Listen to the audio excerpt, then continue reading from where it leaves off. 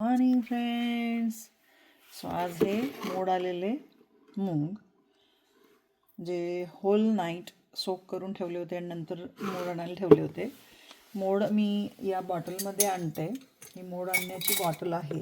हे बघा, ही मोड आणण्याची बॉटल आहे. याला असं नेट असलेलं झाकण आहे, ज्यामध्ये मी सोक पण करून ठेवते. या बॉटलमध्ये सोक पण करते आणि या नेटमधनं पाणी फेकून दिल्यानंतर मग ती तुम्हाला मी करून दाखवते. थांबा एक मिनटं. सो पाणी फेकल्यानंतर काय होतं, हे एक स्टँड आहे त्याचं. हे बघा, हे स्टँड आहे त्याचं. असं स्टँडवर ते ठेवून मग त्याला रात्रभर किंवा दिवसभर ठेवून मोड आणायचे असतात. तुम्हाला जर लवकर मोड हवे असेल तर झाकण ठेवायचं, याच्यावर कवर करायचं नॅपकिनने आणि त्याला मोड येतात. त्याला असा स्मेल येऊ नये म्हणून ते नेट असल्यामुळे स्मेल येत नाही. आणि मी कवर लावलेलं नव्हतं, त्यामुळे माझे मोड अजून कमी आलेत. कवर लावले की जास्त येतात. सो याच्यामध्ये क्युमिन घेतलं आहे, जिरं, जिंजर, आलं आणि लसूण असं घेतलेलं आहे. आणि चवीप्रमाणे मीठ नंतर घालूया बॅटर झाल्यावर, आणि पाणी घालून आता याचं बॅटर करून घ्यायचं आहे. बॅटर झालं, यामध्ये हिरव्या मिरच्या घालायच्यात एक. सो ह्या ग्रीन चिली, एक 5 ग्रीन चिली घेतल्या आहेत आणि सोक केलेले एवढे आहेत. आता आपण हे मिक्सीमध्ये फिरवून घ्यायचे.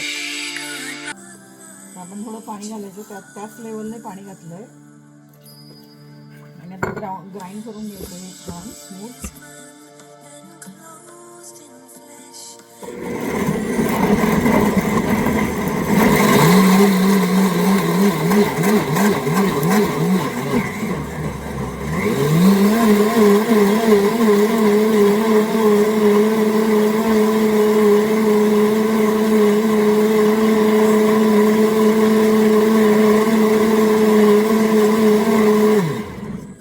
आपलं बॅटर रेडी झालेलं आहे. तुम्हाला दाखवते आता.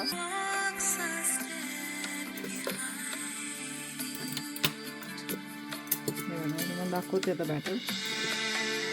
चांगलाच ग्रीन चिलीचा ठसका छान येतोय, वास येतोय, स्मेल येतोय छान. हे बघा, ही कन्सिस्टन्सी ओके आहे. आता यामध्ये राईस फ्लोअर घालता येतं क्रिस्पीपणा आणण्यासाठी, कारण मुलांना क्रिस्पी डोसा घालतो म्हणून rice flour 1 to 2 tablespoon add करायचं आहे आणि सॉल्ट ॲड करायचं आहे.